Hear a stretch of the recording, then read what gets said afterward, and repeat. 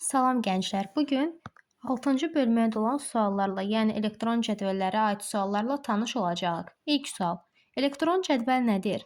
Nəzəriyyədən də bildiyimiz kimi elektron cədvəl hesablamalar üçün nəzərdə tutulmuş proqramdır. Doğru cavabımız C bəndi. İkinci sualı hələ ki saxlayıram. İkinci sualın izahını video şəklində izah edəcəyəm. İndi isə üçüncü sual. Elektron cədvəldə düstur üçün hansı yazılış düzgündür? Nəzəriyyədən də bildiyimiz kimi Excel kimi elektron cədvəllərdə düstur yazmaq üçün ilk növbədə bərabərdir işarəsi ilə başlamalıyıq. Ona görə də A bəndi, D bəndi yanlışdır. A bəndi və D bəndi kimi yazılışlarımız yoxdur. B bəndində yazılışı səhvdir.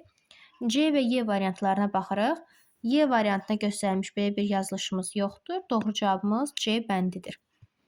İndi isə dördüncü sualla davam edək. Hansı istinad mütləqdir? Bu sualı həll etməzdən öncə qayda ilə tanış olaq. İstinadlar üç cür olur. Nisbi, mütləq və qarışıq. Nisbi istinadlar, məsələn, A1.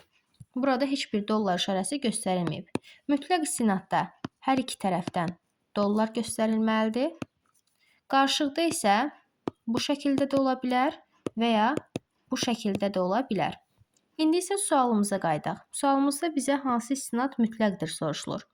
İstinadın mütləq olması üçün hər iki tərəfində dollar işarəsi olmalıdır. D bəndində kimi bir yazılışımız yoxdur. B bəndində göstərilən qarışıqdır. Y bəndində belə bir istinad yoxdur. C bəndində isə qarışıqdır. Doğru cavabımız A bəndidir.